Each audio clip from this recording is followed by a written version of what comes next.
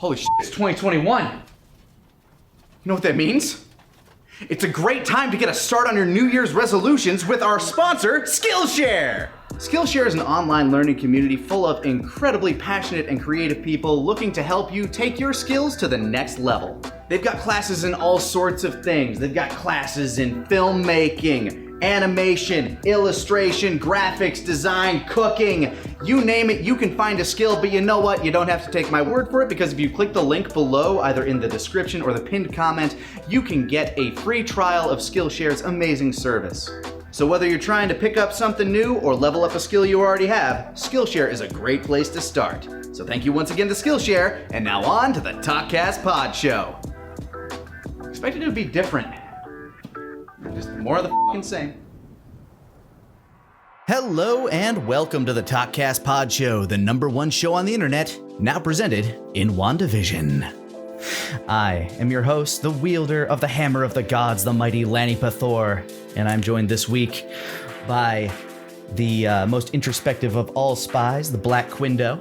Hi, everything's still in black and white on my end. Are you guys getting color yet? I got color some time ago, but I no longer see through that lens. We are also joined by a man blasted with radiation so hot it turned him into an editing machine, the incredible Kaiser. That's my secret, Lanny. I'm always editing. It's true. What are you editing now? Skillshare ad. It'll go right on the front of this video. Perfect. Ooh, okay. I finally you were talking up this little visual effect thing you were doing, and yeah, no, that's cool. That's cute. That's nice. Yeah, I like that. I'm pretty happy with it. Yeah, I had some fun with the VFX. I just noticed it has a black frame in it though. Damn. That's what happens when I have to edit it last minute. Anyway, Wandavision came out. I didn't watch any of it until we decided this was going to be the topic of the episode today. And it is quite the binge. The binge. Oh yeah. At 3 episodes, it not only is it easy to kind of watch all 3 and get caught up right now, it is a very entertaining progression. Like, I'm really glad that I watched these 3 episodes in particular instead of like watching the first 2 when they came out, because I don't think I could have. It is already hard enough with this 3rd episode, what do you call it? A cliffhanger. Yeah. And I mean, every episode's had like that little bit of a cliffhanger to it, but this one especially. Yeah. Oh, well, don't I feel like the fool, because I'm the one that's like, oh, WandaVision's out, I'll watch those 2 episodes, and then I had to wait a week. I suffered for that 3rd episode. Yeah. The 2nd episode cliffhanger, probably bigger than the 3rd one. Because, like, what the hell's going on there? We will get into spoiler territory here at some point, but I just want to ask, like, just initial thoughts on this. How are you feeling about WandaVision? Because my initial feelings going into this were, like, this is going to be, like, kind of make or break for the MCU to see if they can transition from having, like, only movies to doing something that is more serialized. And I'm pretty happy with the results. This has a feel that, would not fit in a movie, and I'm glad they're able to kind of experiment more with this genre that they're tinkering with in a time where it should be tinkered. Yeah. They need to tinker. Like, after a decade worth of this, not the same movie over and over, because that's not fair. It wasn't the same movie over and over. But they felt the same. Yeah, at some point you're like, I know what a Marvel movie looks like, tastes like, smells like, and this is very different from anything we've gotten before. It's generally funnier. Like, it is definitely much in terms of just comedy, because it ostensibly is a comedy show. But and one of the things I'm really happy about it, like the thing that I was really worried about going into it, was that it wasn't going to handle the this type of satire appropriately, like this type of parody. Because when it comes to parodying old 1950s, 60s, 70s TV shows, I feel like a lot of the time they go really hyperbolic with it. Like they go kind of, instead of embracing what it is, they're like, oh, and remember this? We're just gonna flat out mock it and be really over the top. This kind of takes it and embraces it. This is like, no, it's really going to feel like a 1950s sitcom. Like it's going to feel like I Love Lucy, like Dick Van Dyke. And that's something I really appreciate. I appreciate the fact that it really feels like what it's trying to ape. Yes, and the fact that it's kind of evolving as it's moving forward as the series progresses is kind of a point to that as well. Minor spoiler, but like, yeah, the first episode feels very Dick Van Dyke, like, you know, very early sitcoms. Then you have like, Dick Van Dyke Honeymooners, even down to like what the plot of that episode was about. Like, was very tropey of that era. And then you had the second episode, which was more along the lines of like the 1950s sitcoms, like 1950s and early 60s with Bewitched, I think, was like the biggest notable, hey, this is what we're aping here. Yeah, that intro second for episode 2 is definitely Bewitched. Yeah. Mm-hmm. And I can appreciate that because when I was a kid, my mom was a big fan of watching Nick at Night. So I definitely watched a lot of those when I was younger. For me, it's really interesting because this show, for the age group it's going for, I feel like they are going way over their heads. This is a time capsule. Are they though? Like you just said, because I'm pretty damn certain that it's geared towards our generation, and our generation had that Nick at Night experience. Yeah, I'm kind of curious how many other people actually had that. Like, I feel like I'm sort of in a minority when it comes to the people who grew up with Dick Van Dyke, with I Love Lucy, with Bewitched, Jeannie. Oh my God, I dream of Jeannie. I dream of Jeannie. I don't think you're in as much of a minority as you think you are there, because what did you watch when you were a kid? You watched Nickelodeon. What happens when Nickelodeon, like what happens after dark? That stuff comes on, and that just happens to be what's on the TV. Although nowadays it's Fresh Prince of Bel-Air, and that makes me feel incredibly old. It's because you are. I know. I'm so old. Remember Snick? Remember the big orange couch? I do remember Snick. But so it's really interesting to see them so accurately tackle this subject matter. And I really, it gets me so excited, not just to see how the plot's going to progress, but how they're going to tackle another generation of TV. Like, the next one's going to be, if I remember correctly. Episode 3 was very much along the lines of like the 1970s sitcoms. It had a very Brady Bunch sort of feel to it. So they're gonna keep moving forward. Like, it feels like decade by decade, or at least sitcom era by sitcom era. Yeah, I mean, it feels like the next one's got to be 80s, right? Yeah, but like, what would it be aping? Like Cheers or Who's the Boss? I can see Cheers. Actually, I'm really hoping it's Cheers. I don't know. It'll be interesting. And then 90s obviously is going to be like a Full House kind of thing, right? Oh, that sounds like so much fun. I don't know. We'll see as it moves on. How about you, Quinn? How have you been feeling about it early on? Well, so when it comes to MCU and television, I was one of the people that followed Agents of S.H.I.E.L.D. probably about 5 seasons longer than I should have.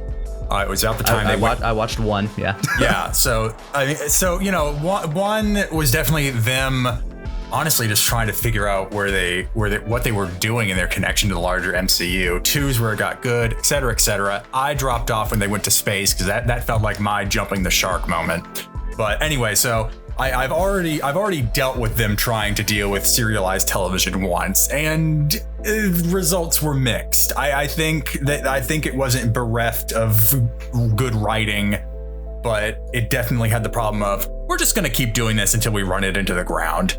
So yeah. I think having something like Disney Plus, where they can afford to put a lot more money into it, they can actually get the act. It's not just what Agent of S.H.I.E.L.D. had to do with, where there was a specific episode after The Dark World came out, where it's like, oh, let's just go pick up after Thor's mess. Yeah, and let's bring in a couple of the Thor actors that aren't really doing much right now, but still, like, you know, they're still in shape from what they were doing in Dark World. Oh yeah. Yeah, it was so actually having the perspective on the people that, let's face it, we care about because we actually went to go see these movies is already a step up. And it seems like Disney is much more willing to kind of invest in maybe these smaller serials because they get all of the revenue from it. Yeah. So I'm hopeful. I very much like where even when I was 2 episodes in, I was already going, you've got an interesting premise here. It's not just like kind of a Pleasantville situation where everything's in black and white, but everything is also incredibly wrong. It kind of takes those bits and pieces of Americana we've all kind of digested over the decades and then puts a spin on it. And so I'm very much enjoying what I've got. Oh yeah, and then we have the Netflix shows, which honestly I've forgotten because I never picked up any of them. Oh God! And you know what? I'm gonna be honest. It is worth watching Daredevils. Yes, I'll say that.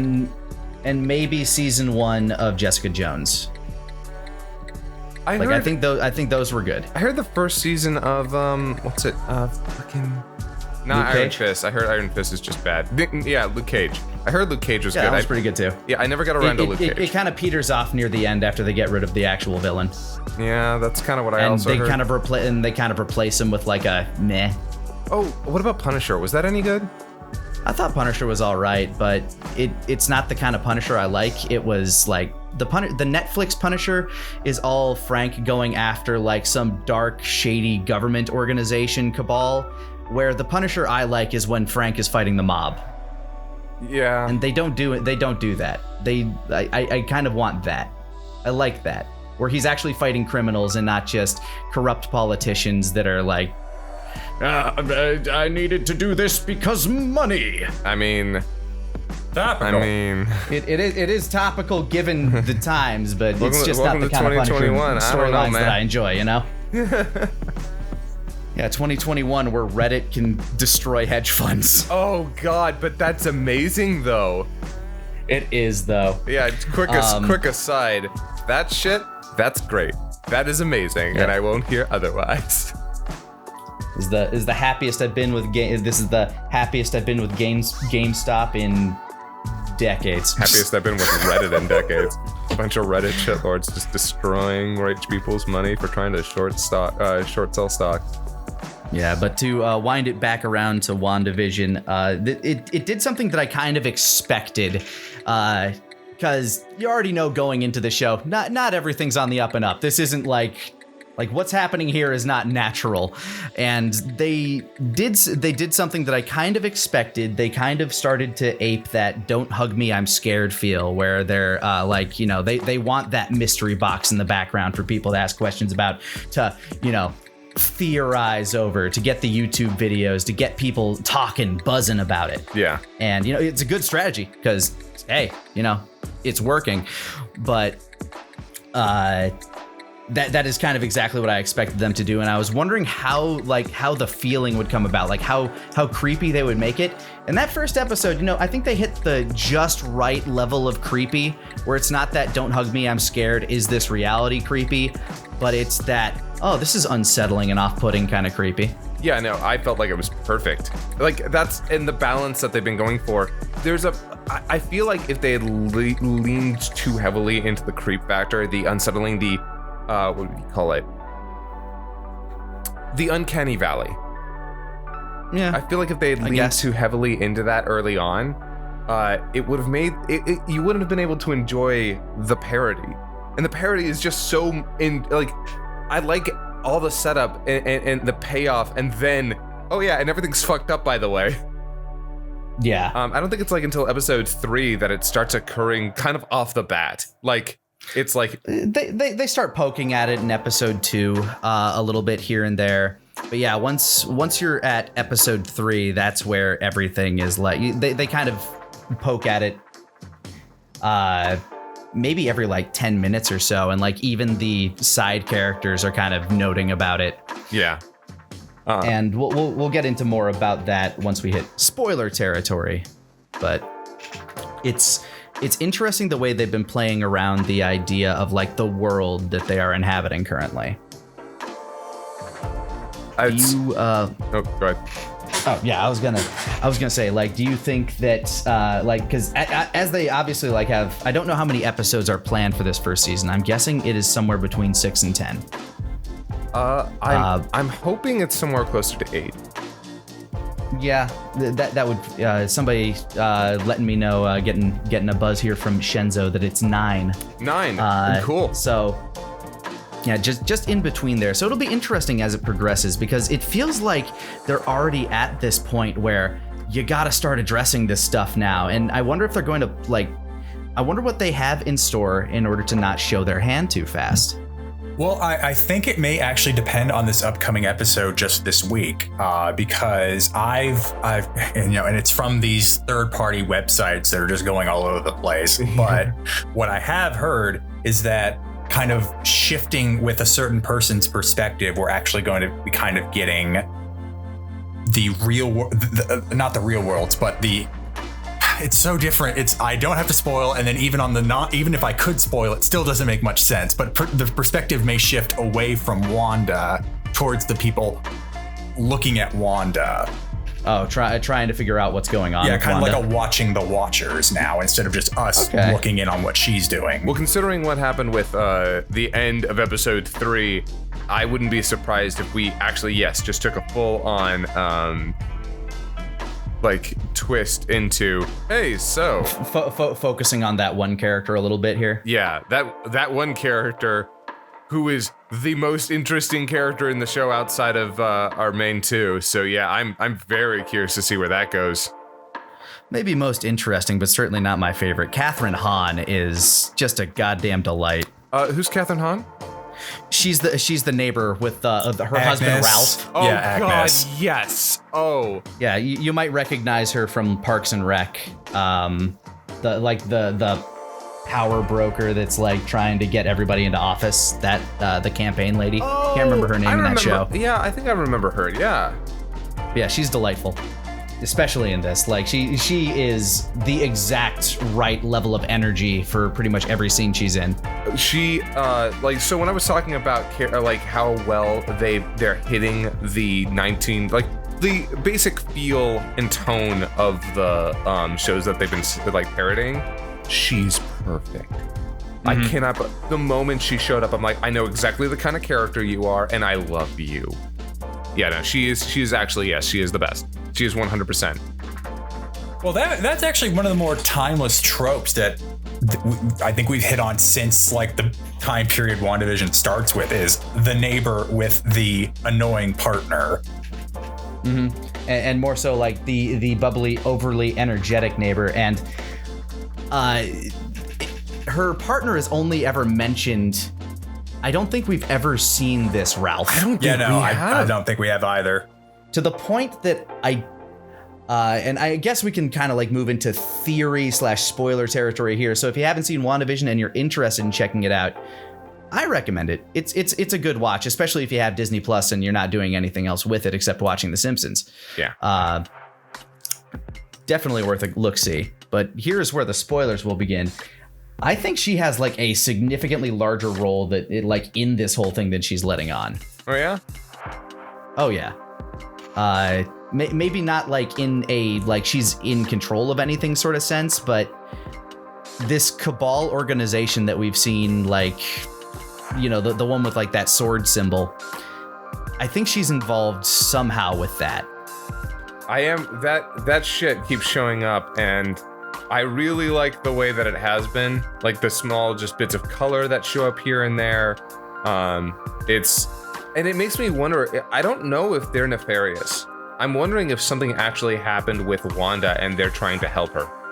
Well, just by going off the iconography, you have a sword. So yeah, it seems like whatever shield. Yeah, whatever. I wouldn't. My God. And here's where, and I don't want to switch away from the theory crafting too much, but it does worry me about some of this stuff where you may have essentially SHIELD's successor organization coming in and trying to clean up after Wanda. Because if I understand this right, the chronology here is that this happens not long after Endgame, where Wanda's already still dealing with the loss of Vision, and so she goes off on her own, and that's where we've got this demi-plane surrounding whatever this is.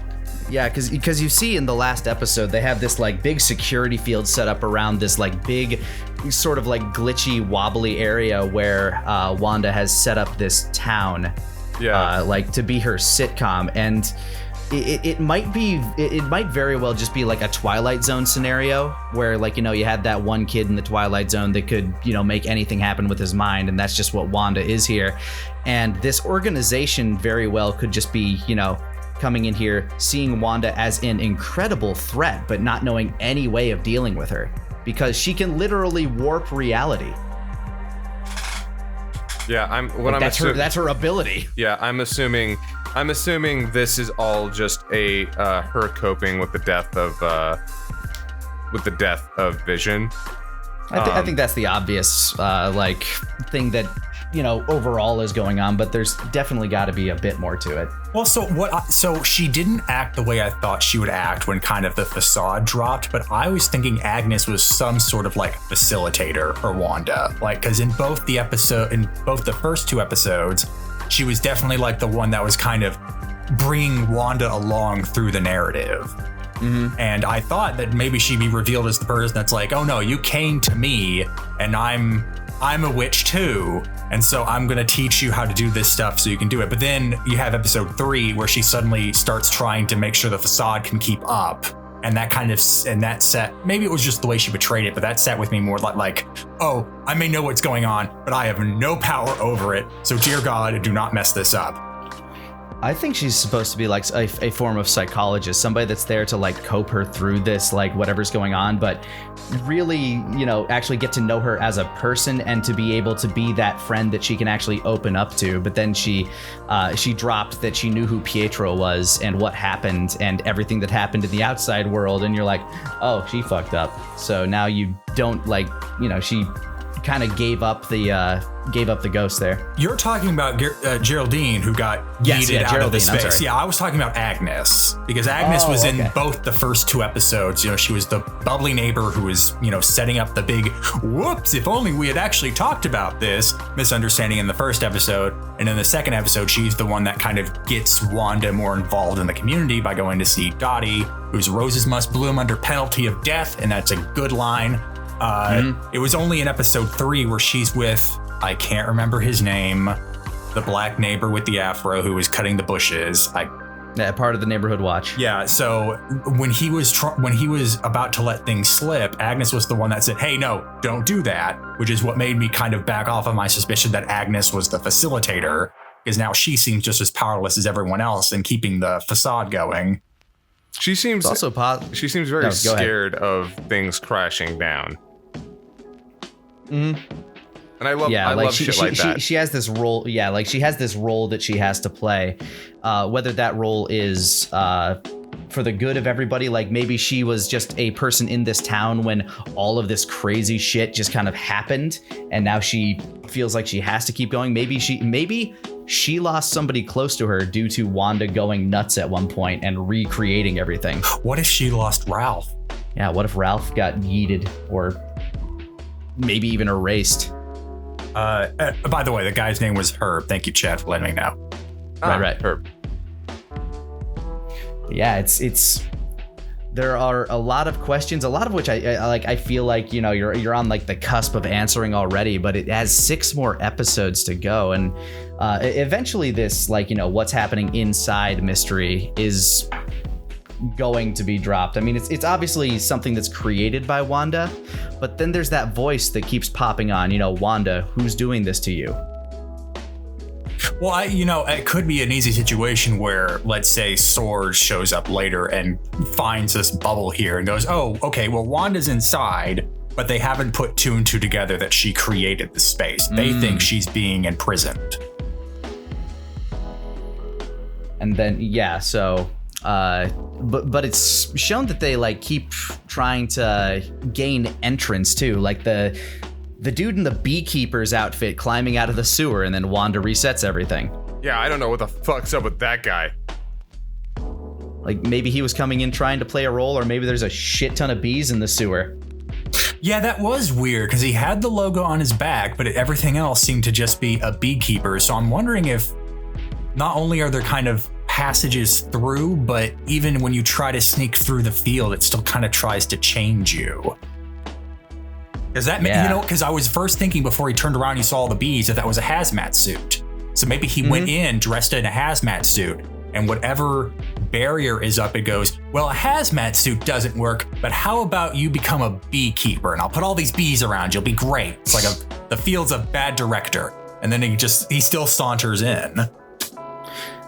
How did you feel the first time when in episode 2 you got a glimpse of that helicopter that like the little toy helicopter, the remote control helicopter that crashed in the bushes? Because like that's the first glimpse of color you get. Oh yeah. And I think that that's sort of supporting my theory that the field isn't like a perfect barrier. That if something tries to pass through, it may still get through, but it's going to try and be changed to better suit the environment inside. But it's not perfect. So you try to fly in a helicopter and it gets shrunk down, and whoops, I guess it's not black and white. But I'll just there you go, it crashes. Because you also have like, it wasn't when the glass shattered and Dottie, like the blood was still red. Yeah, the blood was red. It's almost like to me that it's parts of like Wanda's psyche, just like kind of, because that was also during the radio when, you know, she's being reminded of the outside world, and all of a sudden, bam, blood, like there's color. And so by the end of the episode, she had to make everything color in order for like her brain to cope with the fact that there was color out here. So, hey, now everything's in color, so that can't surprise me anymore. Yep. And I like the idea of the things that are in color are things that are outside of the scope of what is supposed to be in that reality. Making it red also is just a good visual cue. Yeah, the first time I saw that. And the show really seems to like red, because I think the first glimpse of color we actually get is in the first episode when that toaster ad is running. The light on the toaster flashes red. Yeah, the red toaster light. I didn't even think about that. Yeah, actually, good point. I don't know. So for some reason, red seems to, I mean, the blood is one thing, but then the helicopter and the light, it seems like red is coming through. Yeah, she's the Scarlet Witch, but I don't know how much on the nose is that. I mean, maybe this is somehow the origin of that nickname. Who knows? Or, you know, I mean, she's like also like the powers that she used whenever it like manifested always turned into like this red mist, which at least I will say I am very happy that we are getting something with Wanda here that actually gives her powers some tangibility other than her just like throwing her hands at something and shooting out like red dust. Yeah, now you're actually seeing what she can do here. Yeah. All it took us going back to before we could actually show color around the object she was manipulating to just make it kind of fancy magic. Yeah. Oh yeah, I forgot about that shit with the stork. Oh yeah. The one thing that could resist her power. Yes, the fucking stork was like, "Bitch, I'm here to stay." Because it's part of her subconscious. You can't control every aspect of your brain. That's why things don't go the way she wants it to all the time. Like she's able to course correct when she realizes, okay, something's up here and I'm gonna get this out of here, put up those barriers again. But if it's part of her brain and it's like something playing out that way, then she can't really control it. I like the idea that the universe is like, no, you need sitcom hijinks, so here's one, and you can't just whisk it away. This has to play out exactly as it would in the 1970s. Do you think that initial toaster ad, like, you know, going back to the subconscious idea, her big backstory with her and her brother and the reason that they fucking hate Tony Stark is that they were buried in rubble staring at a missile that was about to blow up but just didn't. Do you think that's what that red light was representing to her in that Stark Industries toaster ad?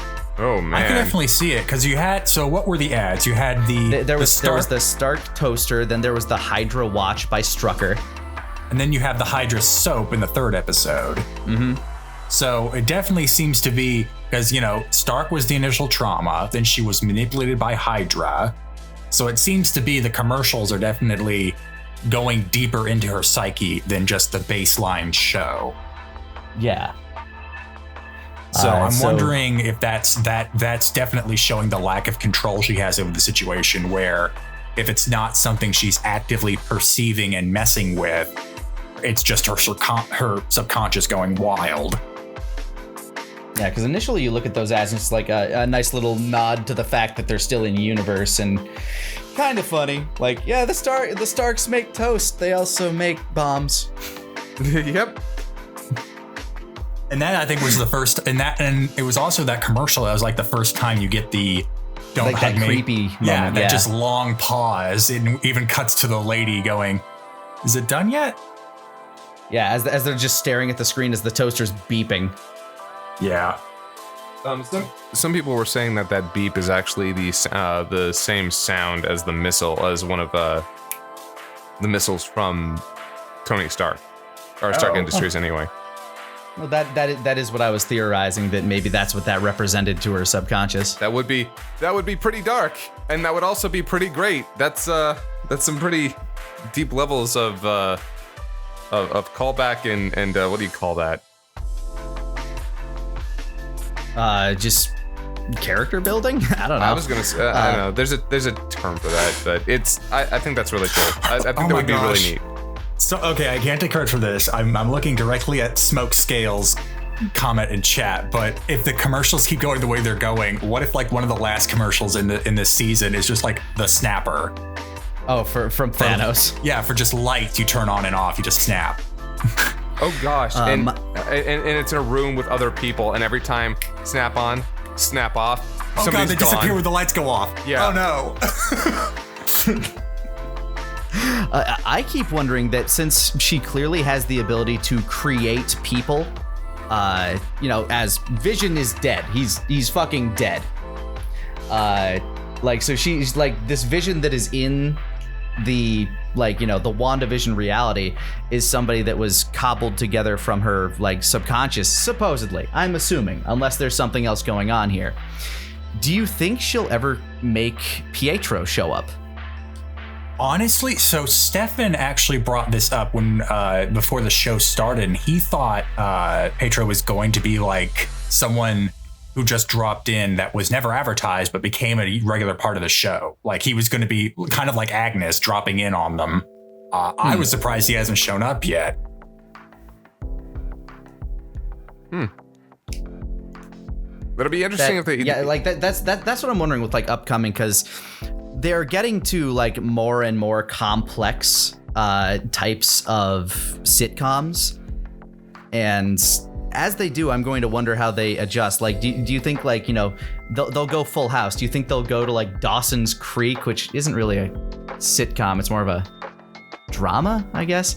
I don't know, but do you think we'll end up with something in the realm of Friends and then 2.5 Men, as they keep going on these episodes? I wouldn't be surprised if they stick with the live studio audience. Once we hit 90s, oh god, we're gonna get a Big Bang Theory episode. Oh my god. Well, the major thing about the sitcom is that it has become less, it changes less with each generation now. Once we get into, say, the 90s, I wouldn't be surprised if it were either Friends or something like Full House. I'm expecting... I think you'll get a Full House, and then you'll get something, because Friends is a very different sitcom than Full House. It has a different feel and a different energy to it. Yeah, well, Full House was made for families, while Friends was definitely more aimed at adults.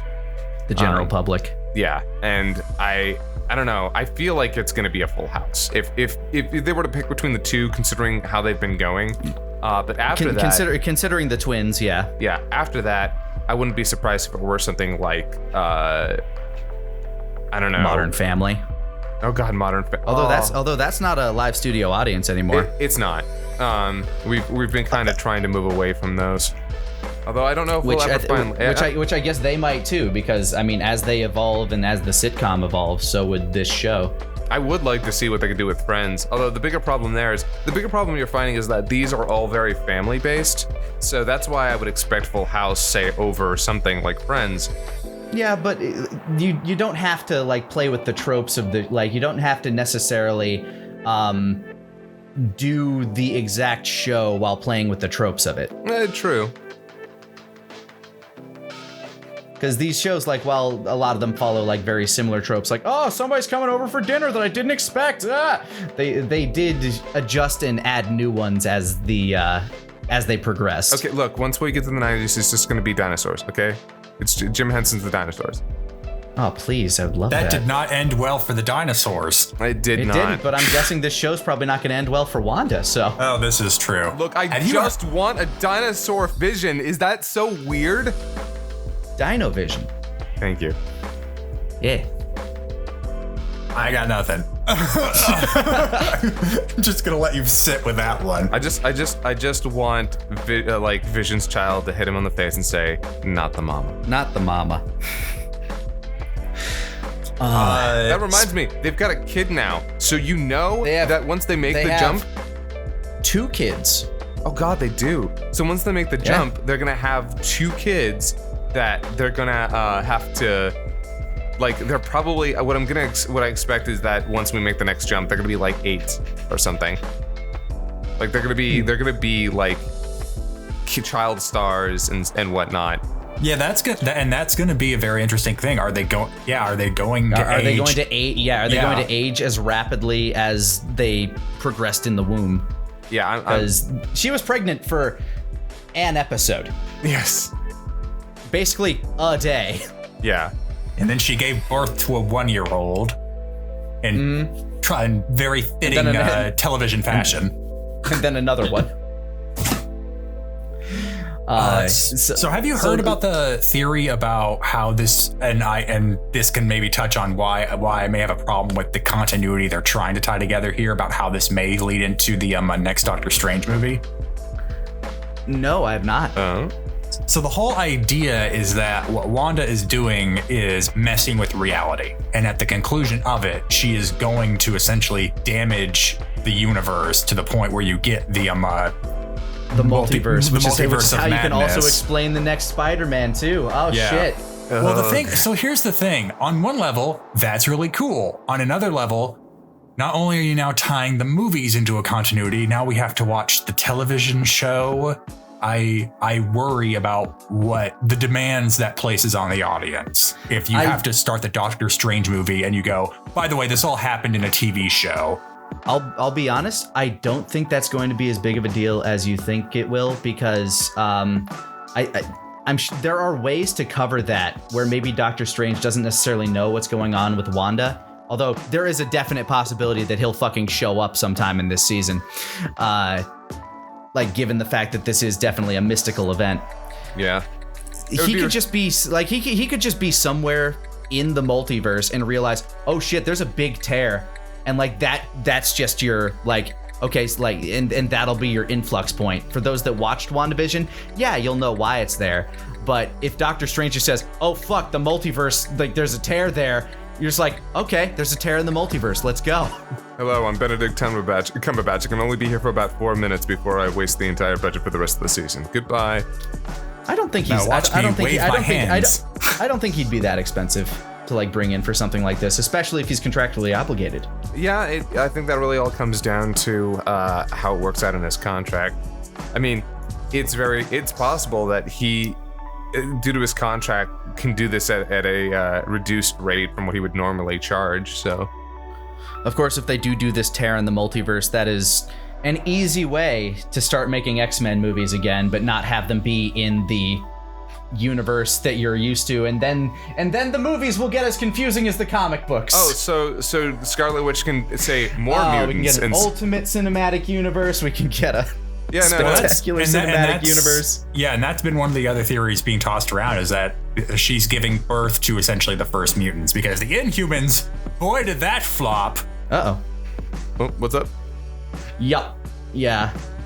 The Inhumans flopped ridiculously. Yeah. And sorry. So the theory running is that she gave birth to the first mutants. I can't get past then just taking like that. These two are going to be the first mutants. Can you hear me? I can. Yeah, I can hear you. Oh, okay.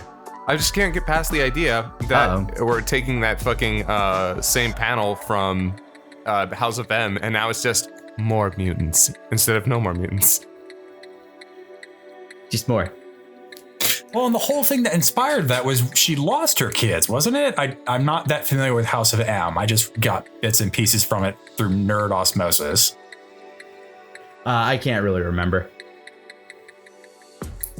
Like, I didn't read House of M. I honestly, I haven't read many Marvel comic books in years and years. Like, the MCU is pretty much where I'm at when it comes to Marvel continuity. That and, like, the 90s television shows. And whatever video games happen to come out that gave me tidbits like Ultimate Alliance and things like that. Like, that's where a majority of my knowledge comes from when it comes to Marvel. Oh, okay. So so House of, and I'm pulling some of this from chat, so thank you, chat. But some of the House of M was she constructed her own reality where she had kids, but when the reality collapsed, the kids went away too, and that's what led to later shenanigans. All right, so that's what we're going to see going on here then. Yeah, I guess the bigger question is, are these kids gonna stick with her if everything else crumbles? Yeah, if everything crumbles, like, will Vision stick around? Will the kids stick around? Or will that drive her mad and make her rip a hole in space-time, leading to oh my god, multiverse of madness? What if she has to make a choice? The only things that can stay with her are Vision or the kids. What if she has no choice? What if it's you can either go back to reality or stay here in this fantasy world and maybe fuck everything up horrifically? Yeah, I mean, we'll see. Like, I wouldn't mind, like, they're setting up for a pretty, I don't know, it'll be interesting to see how dark they're willing to go, because, and I will say this, sometimes I feel like comics go dark for the sake of going dark. I don't necessarily need something that's dark and traumatic to happen to my characters, especially considering that Wanda, after everything that has happened, both in not getting enough time to really have a character within this franchise and getting, like, royally fucked over again and again, I kind of don't want a dark ending. I don't want a tragic ending for Wanda. She doesn't deserve it. I kind of want it to be happier. But if it's compelling and it's good, I'll definitely enjoy it. It's just, damn. I don't think anybody wants dark and depressing right now. I mean, with everything that's been going on, we want light and fluffy. Like, while always lean back and say, man, The Last of Us 2 came out at a bad time. I will still hold to this day. I think it is a much better game than people give it credit for. That's fair. Donkey would agree. Yeah, he's a smart fella.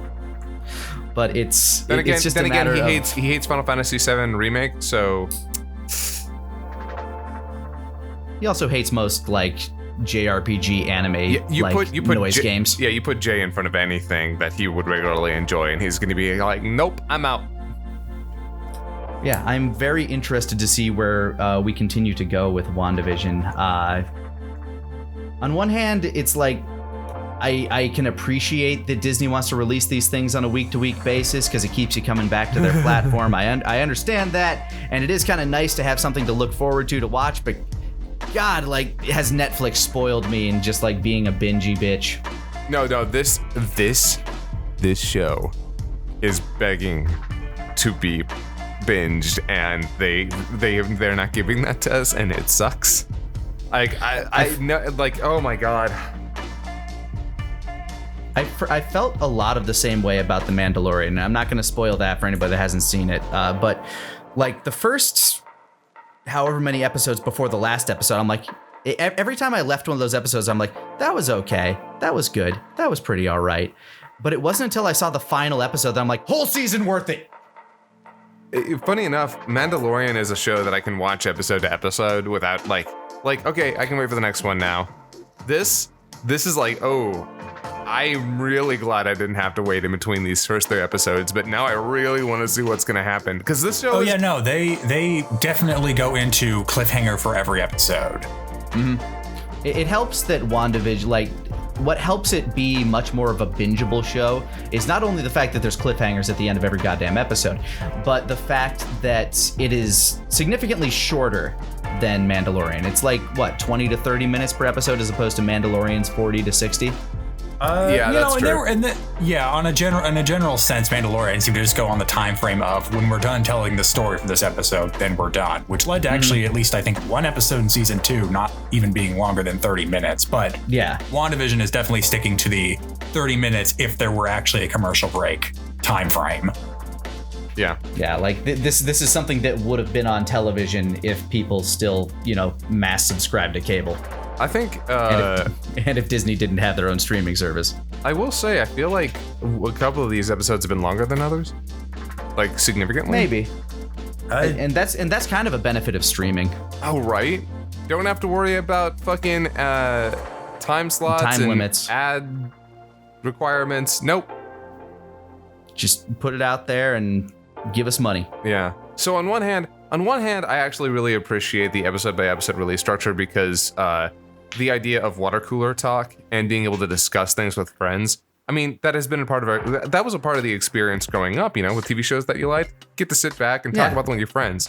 God knows that me and a couple of friends, back in the day, we talk about Avatar like it was the only thing that mattered to us in our lives, episode to episode there, because we were so excited to see how things were going to pan out, and especially when Korra came out, and you were like, maybe next episode will be good.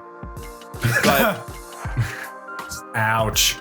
And then season 2 when the dark times came, and yeah, but then season 3 happened, and it's like, okay, we're okay now. It's okay. Everything up until the mecha fight at the end. Yep, mecha fight is still the worst part of Korra. Oh, that was the glorious season 4.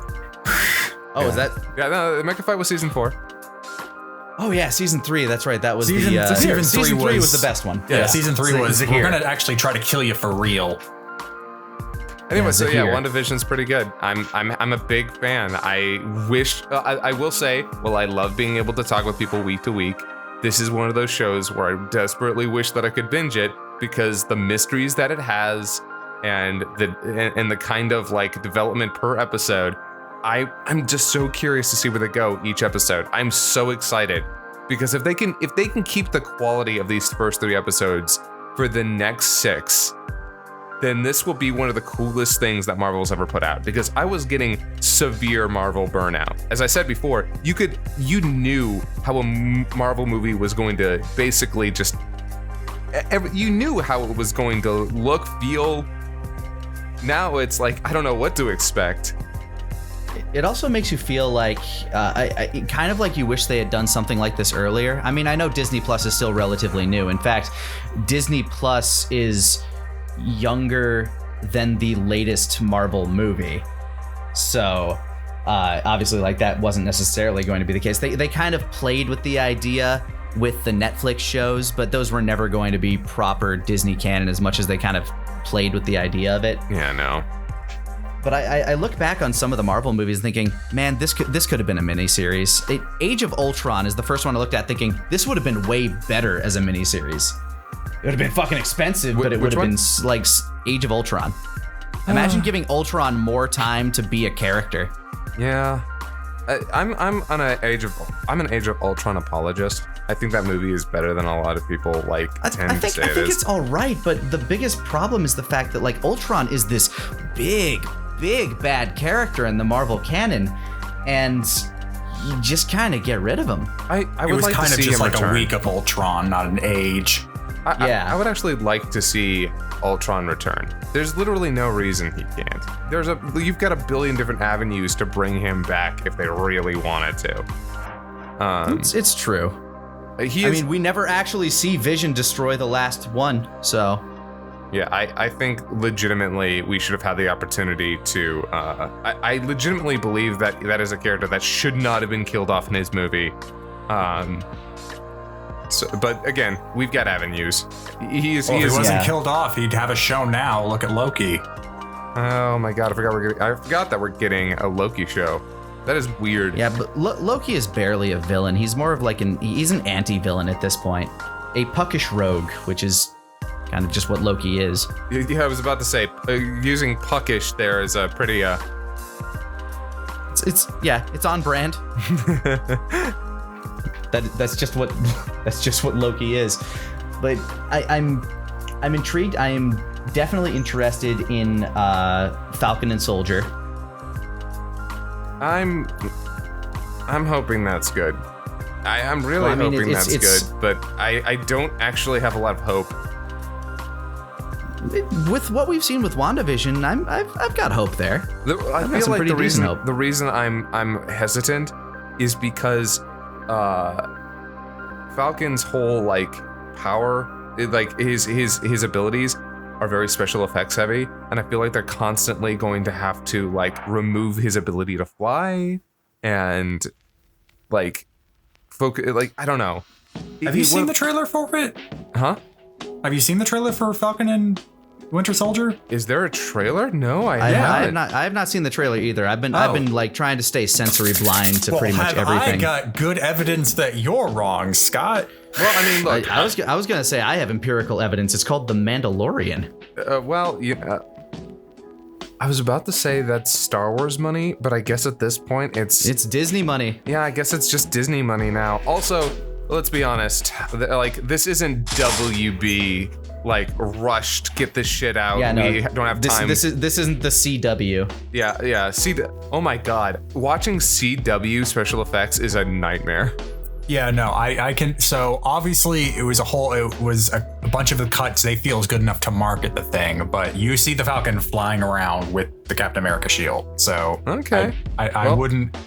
When it comes to at least their power set, I think they're going to let the Falcon fly.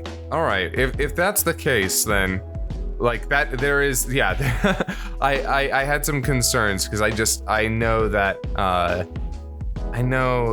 there are a lot of really cool things that a lot of these characters can do that are really limited by the amount of time and money that these shows can put into them. And if they're putting the time and money into making Falcon be able to be everything that he's supposed to be as the new Captain America, then that's cool. That's cool.